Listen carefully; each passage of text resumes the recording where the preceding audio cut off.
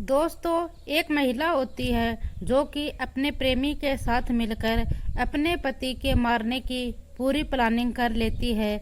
वह जहर घोलकर अपने पति को दे आती है और वह सोचती है कि यह मेरा पति जहर खा लेगा और अब इसकी मौत हो जाएगी।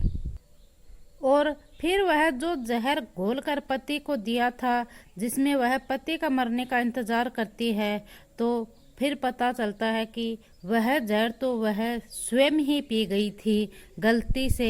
फिर उसकी स्वयं की ही सांसें रुकने लग जाती हैं, उसका गले वह अटकने से जैसा कुछ होने लग जाता है, उसकी सांसें बंद होने लग जाती हैं और फिर उसकी सांसें रुकते रुकते वह जमीन पर गिर जाती है।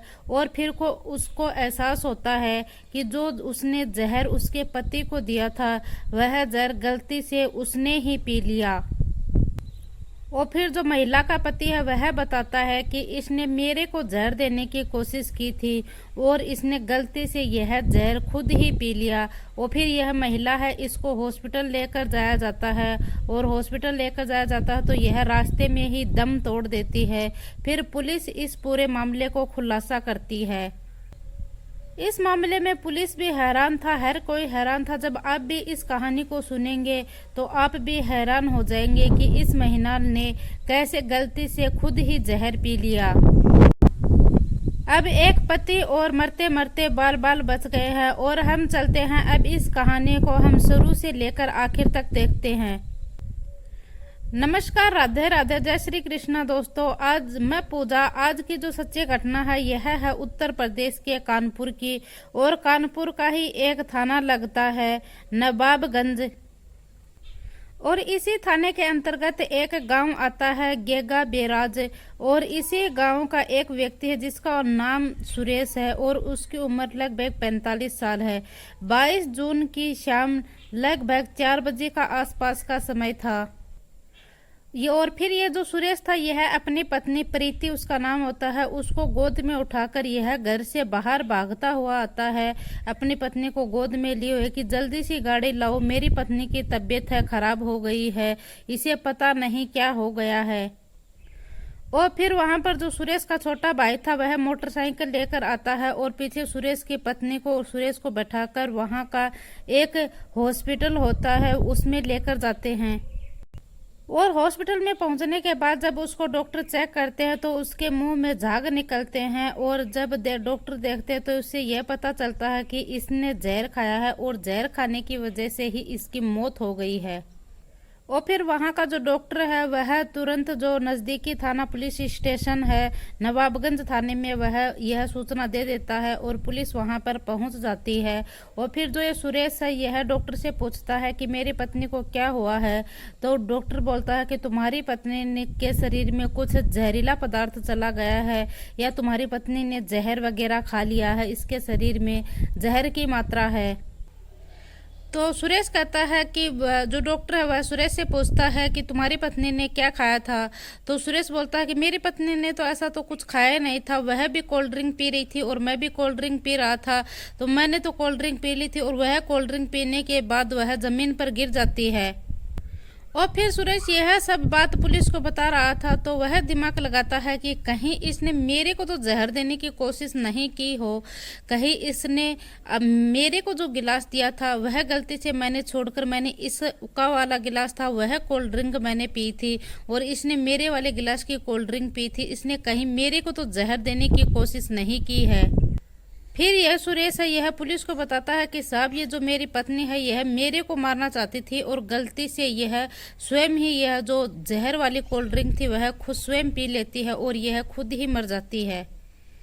और फिर पुलिस इन सब में विश्वास नहीं कर रही थी और पुलिस सोच रही थी कि सुरेश ने ही अपनी पत्नी प्रीति को ही जहर दिया है और इसने ही इसको मारा है। और इसमें प्रीति की उम्र तो 25 साल थी और जो सुरेश है इसकी उम्र 45 साल थी। और यह सुरेश पुलिस वालों को बोलता है कि साहब मुझे थोड़ा सा समय दो, मैं आपके सामने सबूत कर दूंगा कि जो मेरी पत्नी है वह मेरे को मारना चाहती थी लेकिन मैं इसको मारना नहीं चाहता था। और फिर वहीं पर जो मृतिका प्रीति थी उसका पीहर पक्ष वाले आ जाते हैं और वह कहते हैं कि सुरेश दहेज का लालची था और उसने ही हमारी बेटी को मार दिया है। और फिर ये सुरेश है, यह पुलिस के साथ तुरंत फौरन अपने घर पर पहुंचता है। अपने घर पर पहुंचने के बाद यह तुरंत प्रीति का फ़ोन उठाता है और प्रीति का फ़ोन उठाने के बाद यह पुलिस वालों को दिखाता है कि देखिए साहब, प्रीति का एक युवक के साथ अफेयर चल रहा था, इसी वजह से वह मेरे को मारना चाहती थी और वह गलती से मेरे वाली कोल्ड ड्रिंक स्वयं ने पी ली। और फिर जब इसका प्रीति का फ़ोन चेक किया जाता है तो उसमें व्हाट्सएप के ऊपर वॉइस मैसेज भेजा जाता है। वह बोलती है कि मैंने ये जहर तुमने दिया है, यह मैं कैसे दूं, किस प्रकार किस खाने में यह दिया जाएगा।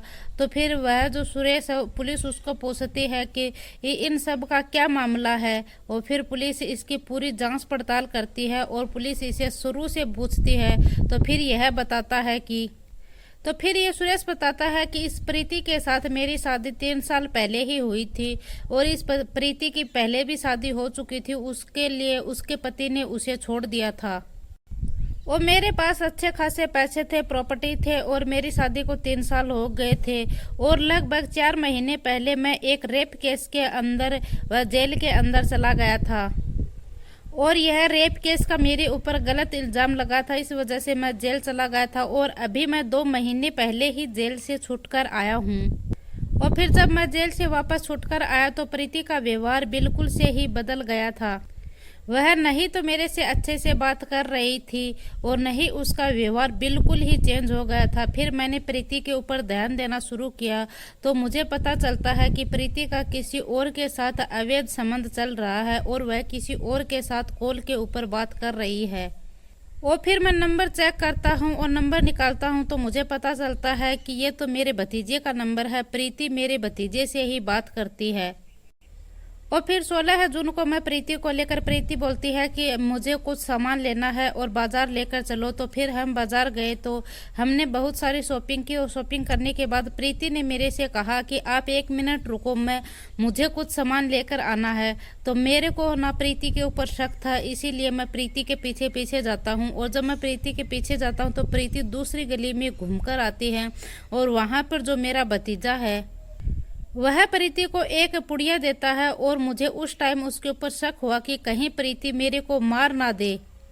और जो पुड़िया थी उस पुड़िया में पता नहीं क्या था। और फिर वह लोग घर पर आ जाते हैं। घर पर आने के बाद मैं 20 जून को प्रीति का फ़ोन चेक करता हूं तो उसमें उसके भतीजे के साथ फ़ोटो वगैरह भी थी और आपत्तिजनक स्थिति की वीडियो भी थी और वॉइस मैसेज भी थे। इन सब को देखने के बाद और जो ये प्रीति है यह वॉइस मैसेज भेज रही है मेरे भतीजे को और ये बोल रही है कि जो तुमने मुझे दवाई दी है वह कैसे देनी है। तो वह बोलता है कि तुम किसी भी खाने की चीज़ में मिलाकर यह दे दो। और यह सब बातें मेरे को पता चल जाती है और मुझे पता चलता है कि प्रीति मुझे जहर देकर मारना चाहती है।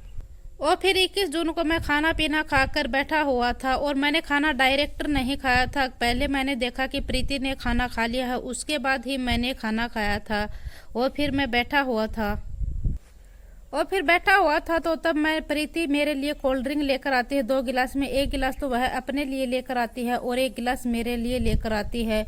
तो मुझे शक हुआ कि कहीं प्रीति कोल्ड ड्रिंक में तो कुछ नहीं मिलाकर लाई है, इसीलिए प्रीति कुछ काम से जाती है तो मैं पीछे से गिलासों को चेंज कर देता हूँ। प्रीति वाला गिलास मैं ले लेता हूँ और मेरा वाला गिलास है वह मैं प्रीति के तरफ छोड़ देता हूँ। और मैं ये कोल्ड ड्रिंक जब तक नहीं पीता हूँ तब तक प्रीति वापस आकर वह कोल्ड ड्रिंक नहीं पी लेती है। फिर प्रीति वापस आती है और प्रीति अपना गिलास उठाकर कोल्ड ड्रिंक पीना शुरू कर देती है। तो फिर मैं भी अपना गिलास उठाकर कोल्ड ड्रिंक पीना शुरू कर देता हूँ।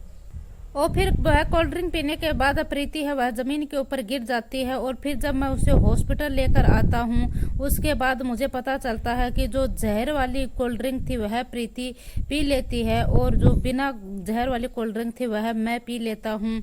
वह इसलिए क्योंकि वह प्रीति चली जाती है तो मैंने पीछे से जो गिलास थे वह एक्सचेंज कर दिए थे, इसी वजह से, नहीं तो जो जहर वाली कोल्ड ड्रिंक थी वह मैं ही पीता और मैं ही मरता।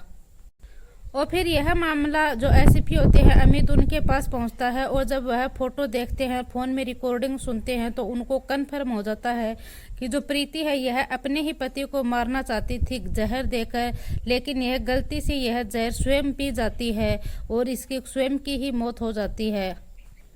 और यह अपने ही भतीजे के साथ मिलकर अपने पति को मारने की प्लानिंग कर रही थी। और जो इसका पति है यह कह रहा है कि मेरे पास लगभग 5 करोड़ की प्रॉपर्टी है। और जो ये प्रीति थी यह सोचती थी कि मेरी जो उम्र का लड़का है मैं उसके साथ रहूंगी, और मेरी उम्र थी वह कुछ प्रीति से ज़्यादा थी, और यह हम उम्र के लड़के के साथ ही रहना पसंद करती थी, और यह मेरे को पसंद भी नहीं करती थी।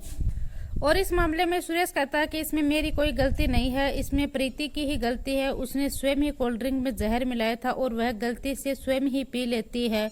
और जब प्रीति का परिवार है वह इस बात पर अटका हुआ है कि जो सुरेश है यह सब कुछ झूठ मूठ की कहानी बना रहा है, यह इस सुरेश ने ही किया है मेरी बेटी के साथ है।